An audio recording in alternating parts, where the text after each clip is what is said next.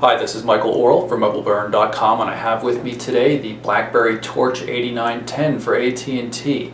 It is the update of the Torch 9800 that was released last year and is available for $49.99 starting on August 21st.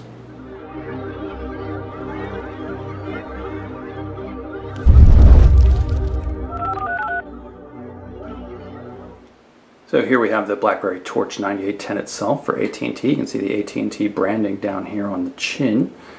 The device is pretty heavy, weighs about 160 grams, and it's not too thin. It's 14.5 millimeters thick. Rim says 14.6. You can see the micro USB connector here on the side for power and data.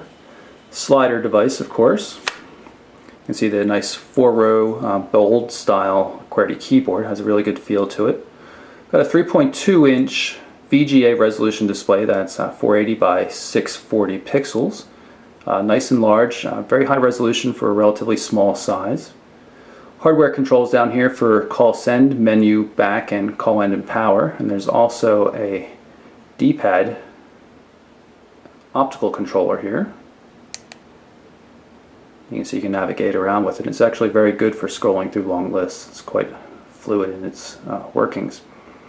Touchscreen display, as I mentioned. Let's look at the other edge of the device. We've got volume controls right here, 3.5 millimeter headphone jack, and this is a convenience key which by default works for the camera shutter button. Unlike the original 9800 for AT&T, this version comes in silver and has a very nice textured rear cover. It's a better looking device in my opinion. 5 megapixel camera which can record 720p HD video, LED flash, and not too much going on, just a bit of a brushed finish here on the back of the slider. You might be able to see a very small little hole there. That's a secondary microphone for noise suppression. Top of the device we've got the lock button as well as a mute button. The mute button can be used in calls, muting music, or inbound ringers, anything like that. Feels really nice in the hand. Feels very much like the original Torch. Does get a little bit top heavy though when you have the slider extended, but it's totally workable in terms of hardware design. In terms of processing power, the Torch 9810 is powered by a 1.2 gigahertz processor, which is pretty speedy with some few exceptions that I'll talk about later. There's 768 megabytes of RAM, which is a full 50% increase over that found in the original 9800, and the processor is actually double in speed, that of the 9800s. We've got 8 gigabytes of internal storage, and there's actually a micro SD memory card slot here located right by the SIM card slot. The battery has a 1270 milliamp hour capacity. That's good for about 6 hours of talk time, 2G, 3G, as well as 12 days of standby time. If you look closely in the upper right hand corner of the display, you'll notice the H+ icon, which indicates that this device has HSPA+ capability. Works on 3 different bands, the 850 and 1900 MHz band supported by AT&T, as well as the 2100 MHz band used elsewhere in the world. Also quad-band GSM Edge support. Bluetooth and Wi-Fi 802.11b, G, and N are also included.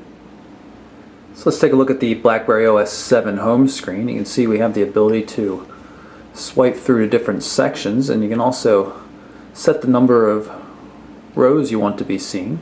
When you hit the call end button here in the lower right hand corner, it will automatically go back to the all section, but you can always flip it over to favorites if you like. Up here we have notification area, search,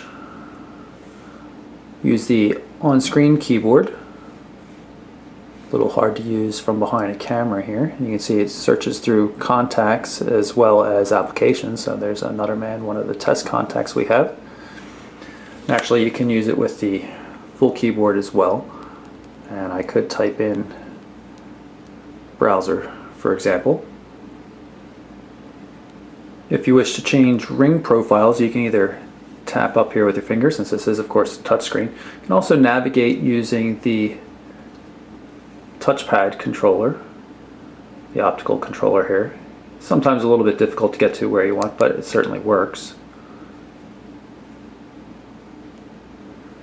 And in the center area here, we have notifications. I can just tap here to see all the current notifications. See, I've got inbound text messages, calendar appointments, as well as email messages. Those email messages also indicated by the new message notification markers on the icons in the menu as well. This is the main menu. There's really no separate main menu. It's all integrated into the home screen. The All view, of course, shows everything, including folders. So you can see there's folders for things like games. You can individually mark something to show up in favorites. For example, let's go to Help, and if I hit the menu button here, let's see, I can mark it as a favorite, at which point it will automatically show up in the favorites category here. There it is right down at the bottom. I briefly showed you the on-screen keyboard. Of course, the hardware keyboard is much more important on a device like this. It's very much a bold-like keyboard. 4 rows, everything has a nice solid click. Can just start typing to initiate the search. You don't have to actually do it from that icon on the home screen as I showed. You'll also notice some shortcut functions for things like the speakerphone down here when used with the Alt key. As you would expect, there are a lot of shortcuts when you're entering in text. The system intelligently knows when you're entering in an email address or things like that, so you can just hit space instead of having to put the @ symbol in space instead of putting the period or full stop there. It's quite handy. Good feel overall. Give you a little bit better look at the keyboard there. You'll notice that the device will not go into landscape mode while the keyboard is extended, but if you slide it closed, everything works as you would expect in landscape mode.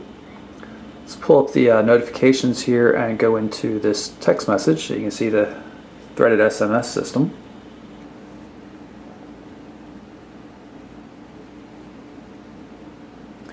Again, an on-screen keyboard, but much better off using this one.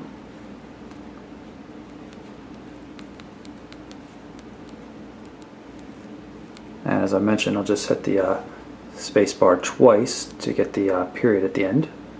Send that off.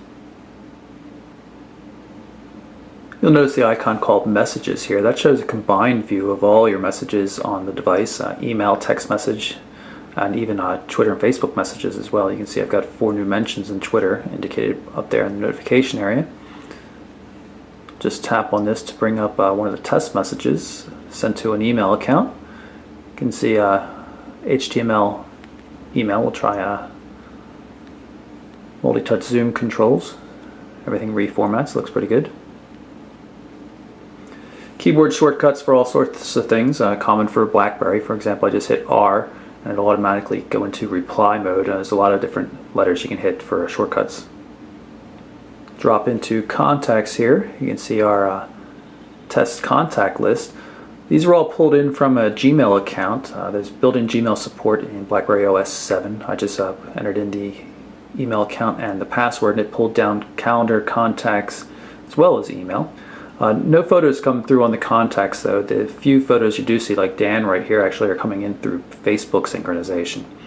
Calendar also seems to be a little bit messed up for Gmail support. Our test calendar was inundated with multiple copies, sometimes 75 copies of individual recurring events. So it really made a mess of our calendar. We're not sure if it was all 3 of the devices doing it, since we're testing 3 different BlackBerry OS 7 devices at the same time, but either way it did cause quite a mess and we're a little bit worried about it. Now I'll pull up the calendar here to show you just that. If I go into agenda view, you'll see we have quite a few copies of the same events here. Otherwise the calendar would be quite nice. You can quickly switch between month views and week views and everything like that, and agenda views, but you can see it messes things up with the duplicate copies of everything. You can't actually make out any of the text. I'll jump into the browser here. You can see how that works. When you get to the top of the screen, you get some additional controls. You can see we have multiple windows open here. I can flip over to mobileburn.com, for example. We have multi-touch zooming. Pretty smooth action on the browser. The pages take a little bit longer to load than they should, but once they're loaded they seem to work pretty well.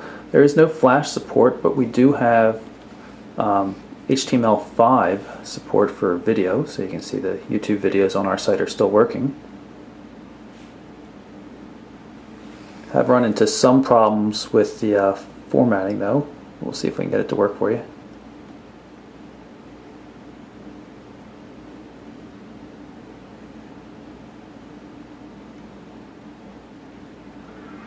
There we go.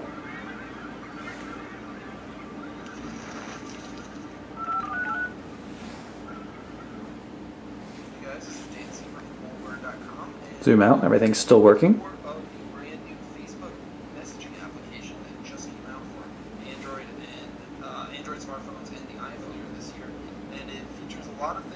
Pull up a new page here. This is a Wi-Fi connection. See, this is the mobile version of the website. It's a WebKit compatible browser, so you get nice rounded corners and things like that.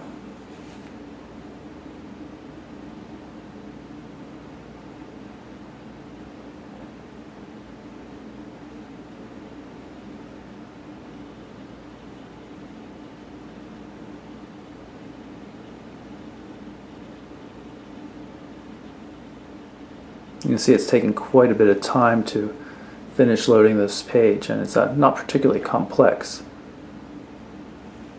Do have some ability to move about the page while it's rendering, but the processor seems overly taxed at this point.